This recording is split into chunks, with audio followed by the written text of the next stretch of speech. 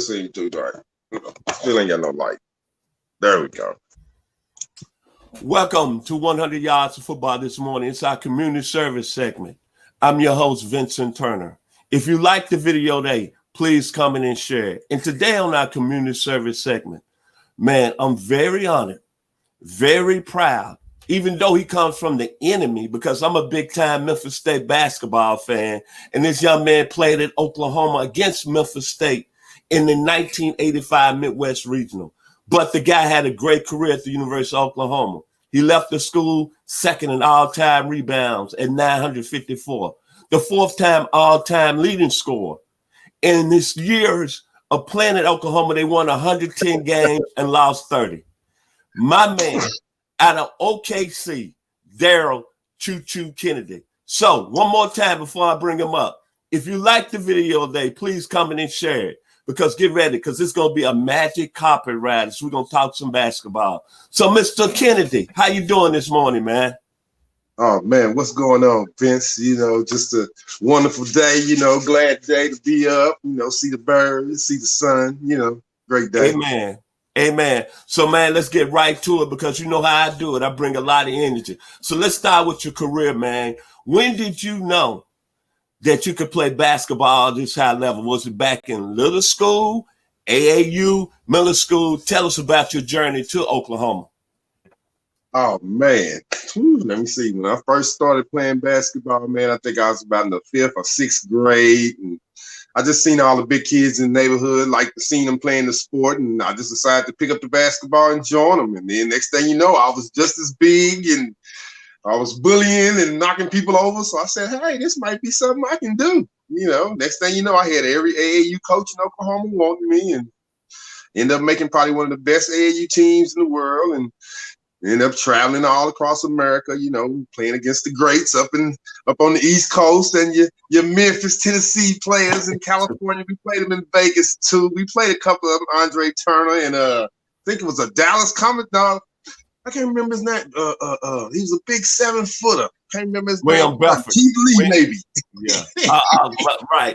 Right. Now you went on your journey. You went to Northwest Classen High School in Oklahoma City, one of the best high schools from an academic standpoint, and had a really, really nice athletic programs in football and basketball. But you went to the same school as some gentleman, Skip Bayless. We all know how famous he is on ESP, where right now he's with Fox. Vince Gill, the country music singer. Shauna Grady, one of the top lightweight boxers of all time. Then Donnell Jackson, that played at Kansas, that won a 28 national championship. So your journey to Northwest, what was it like playing those years, and the ability to go from Northwest to Oklahoma? Well, like you say, it was a kind of a prestigious school back in that era. I'm not so much now, but it still is, I guess, education-wise. And then, I was a smart kid, so that was another reason why I was able to make it to college, because I was pretty smart. A lot of athletes, they always want to classify you as not being that smart, but I was a 3.7 student coming out and just kept on trying to work hard and do what I could to keep my journey going. I didn't know what journey I was on. I just know I was on a journey, and I just kept on trying to excel best I could. Now, the major question I have for you, I know you was highly recruited, but you went to a school in Oklahoma that was real prominent and power at the top of the college football charts from 1983 to 87. You stepped on campus primarily with a basketball program. I don't mean to harm you this morning. It was like the little sister. But you went to a school from a basketball standpoint that already from a football standpoint had people like Marcus Dupree on campus, Troy Aikman on campus, Scott Case on campus, Brian Bosworth on campus, Star Power, Jamel Hollowell, my man Keith Jackson out of Little Rock, Parkview. So my question to you, what really made you choose Oklahoma? I probably was just an Oklahoma fan. You know what I'm saying? I was born and raised in Oklahoma City, and my sister always went to Oklahoma State. So, in my mind, I was like, I can go to Oklahoma State. I can go to Oklahoma State. Everybody said you need to go to Oklahoma State. But in my mind, I wanted to go to OU. OU was like the big school in Oklahoma. But I didn't realize it was all about football down there. But when I stepped on campus, we came in with the idea that, my boy Wayne was there, and I was like, I'm coming there. And I was like, oh, we finna knock football up out of there. So every year we was pretty much there. We were battling for who was the king of the campus. Because at the end of the year, we was number 1 or number 2 ranked and going to the Final Four or finals, and then football would go to the Orange Bowl and win a national championship or something. So we made it tough on them just the same, because I remember we had a Sports Illustrated article with me and Brian Bosworth in it. And we were wrestling for who's the king of the campus, and, of course, football still was, they ended up showing the article with him choking me, not me choking him. So let me ask you this. What other school outside Oklahoma that you really liked in your recruiting process? I'm just curious. Oh, man. Like I said, of course, Oklahoma State. And then, I had a lot of MAYB black universities, excuse me. I could have went to Langston, of course, because, I had an uncle who was the president of Langston University, Dr. Ernest Holloway. So that was always an option for me as far as being a black man. And then, of course, had OU, and then I had a few other schools, went to Las Vegas. I could have went to Tarkland. I had an opportunity to go out there also because he had seen me that summer playing AAU ball. So he was like, oh, man, that's a good kid. But Billy Tubbs had already said, no, he's coming to Oklahoma. Don't be trying to recruit my players. But he was another one I had an opportunity to go visit. Okay, let's talk about your career at the University of Oklahoma. Let's start. You played with one of the greatest, arguably the greatest player in basketball history, who went on to a really outstanding NBA career. He passed a couple of years ago. But what was it like playing with Raymond Tisdale? Oh, man. A lot of people just don't understand how talented that kid was, man. He was talented from day one. Preacher's son, he had brothers. But this kid could play the heck out of a guitar, bass guitar. And he played it backwards. He played it with his left hand. He had a right hand bass guitar, but he played it backwards. And he learned to teach himself. And then, and of course his basketball attributes. Everybody know what his basketball attributes was. But people don't know. I started throwing them that lobs in the 9th grade. From the time I left the 9th grade on, I was throwing that lob at Raymond Tisdale and AAU. But the Oklahoma Rams, by the way, national champions, Oklahoma. We are known. The Rams, baby. Okay, let's talk about, you played in the Big 8 at the time. It's the Big 12 conference, but it's the Big 8 back in the mid-'80s.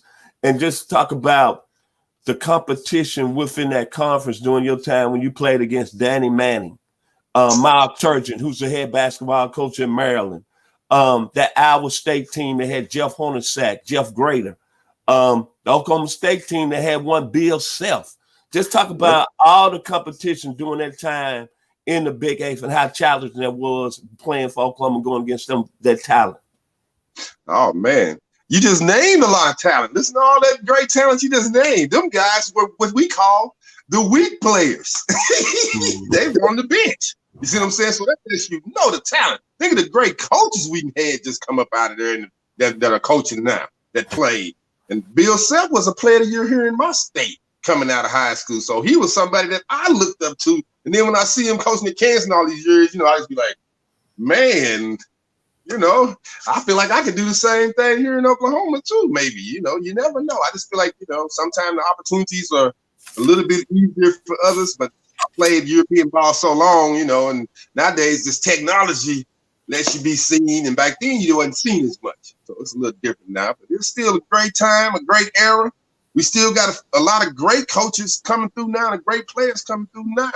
So I just hope they just keep on keeping the Big 8, the Big 12 in the national rankings to keep up with the rest of the conferences, like Kentucky's and the Dukes and the North Carolinas. We need to get us some championships up in Oklahoma University. We really never had anything, as far as winning them. We've lost them so far.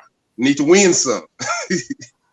Okay, let's go back to talk about your time, your 4 years there. You made the NCAA tournament your 4 years there. Let's start with your freshman year. Good Oklahoma team that went 29-5, and y'all lost in the second round to a very talented Dayton team that had a very special player in Roosevelt Chapman. Hey man, the first round, first game. Yes, we were one of those upsets. I can say we made the upset. Roosevelt Chapman gave us the fits.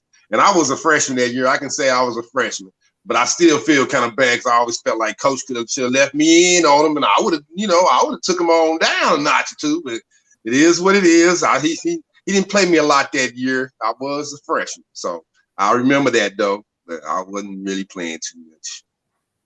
Okay, let's talk about your second year, your sophomore year. We all know what happened that year. In the You like that year, don't you? In the Midwest Regionals in Dallas that year, in the semifinals, y'all beat the Louisiana Tech team. Let me start there. They had the great Karl Malone. Talk about the challenges there. How tough was to go against Karl Malone? Oh man, people just don't know. We had to play him. That was the third time we played him that year. We played him, I think, in a game early in the season. Then we played him in a tournament in Oklahoma City, and then we had to turn around and play him again in the NCAA. So we had to beat them 3 times that year. So you talking about, man, Karl Malone, he probably can still say it to this day. He remember us because we gave him fits that year, but he gave us fits. He had like 40 on this one game, but we always managed to somehow come out with the victory. I remember the one in Oklahoma City. I ended up getting the Player of the Year out of MVP or whatever, and me and him battle. I think I had 30 or he had 25 or 30, and I had 25, but it was a battle. And he always made me work real hard, and I tried to make him work as hard as I could. Now let's talk about the championship game in '85, the Midwest Regional Finals against a team that's dear to my heart. My hometown at the time, they were known as Memphis State. Very, very classic game. It ended up 63-61. Memphis State went on to the Final Four. Very competitive game. You had star power on the floor. Of course, yourself, Mr. Kennedy. You had Raymond Tisdale. You had Tim McAllister, Anthony Bowie from the Memphis State side, which I consider the greatest team ever in the history of Memphis State basketball, University of Memphis. You had the 2 Twin Towers, Keith Lee, William Bedford, Andre Turner. You had a young freshman out of Frazier High School by the name of Vincent Turner. You had another guy who, during the players' introduction, really didn't shake your hand, but had one of the greatest names ever come out of Memphis, Baskerville Holmes. So talk about that game, because it ended in a little controversy and just what it was like to be on the floor playing against all that talent. Man, you just named a lot of talent right there, man. A lot of Hall of Famers in that lineup you just named out of Memphis. Yeah, I remember that was a tough game, man. You know, we felt pretty bad. I just always remember that game was going down at the end when I guess something happened. I think a travel or a carry. Andre Turner did something at the end where it should have been a turnover. They didn't call it. And then I remember after we was walking down the hallway after the game, and my man Tim McAllister threw some water or some Coke or something on the one referee. He ran over there and just called him something, threw it in his face. I said, "Oh man!" And you know the only reason why me and him are not tied for the most games played at Oklahoma University because they made him sit out the very next game in the NCAA my senior year. That was wild. I just remember that. That's the only thing I can kind of remember from that day after we lost. I just remember that part. Then your junior year, coming back, you led the team in scoring, averaging 21 points a game. You went back to the NCAA tournament. Then y'all lost to a DePaul team, 74-69. And that DePaul team had 2 guys that went on to prominence in the NBA. You had one, Rod Strickland, another gentleman, Dallas Comagese. Talk about that game your junior year. Yeah, that was a tough one too, man. I think we had to travel to North Carolina, somewhere in North Carolina maybe. We was playing up that way somewhere on the East Coast. I remember that much. And I just remember that we ended up losing the game. And we had and one of the kids, they had what was this big old kid's name? Emery. Marty Emery. Oh my God. You know, we talked about everybody's name, like you mentioned all those names in the scouting report. But, you know, this kid Emery name never came up on somebody that was going to be big and going to give us 25 and 10, you know. And lo and behold, here he come that game, and we had no answer for that kid that game. This kid was about 6'10", 340. I was probably weighing about 225, maybe. He probably was 310, 325, 6'10", humongous kid. And coach said, "Hey, Joe, I know you can handle him." I told him, I said, "I need help, man. Come on, somebody send me some help down here on this big old kid, man." This kid was huge.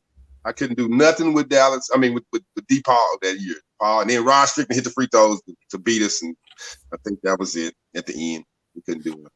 And then finally, in your second year at Oklahoma, in your senior year, came back, had an outstanding season, ended up going out to the West, lost in the regional semifinals, played the Iowa team, lost to them 93-91, ended your college career.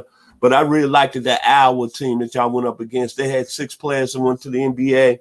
The late, great Roy Marble, B.J. Armstrong. We know what he done as he went on to the NBA, won a couple of rings from Michael Jordan.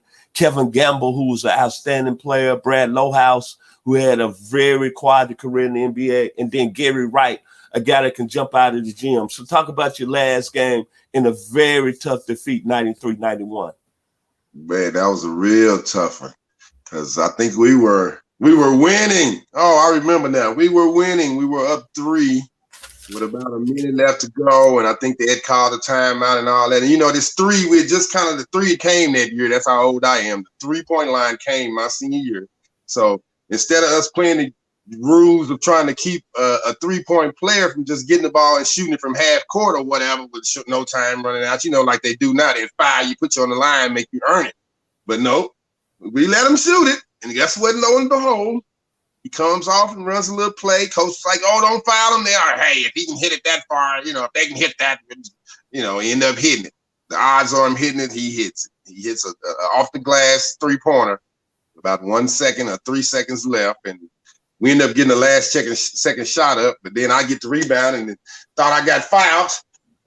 I pumped him, made him hit me. So, I'm gonna get him to hit me. He hit me. The ref didn't call it. That's how it goes. Sometimes you can't get those calls, and then I end up missing the shot. We end up losing overtime, unfortunately. Okay. Your career ended at Oklahoma. You was a 4th-round pick in the 87 draft with the Boston Celtics. But before we move on to there, what is probably the greatest memory you take from the University of Oklahoma, playing there 4 years, basically changing the culture of the basketball program?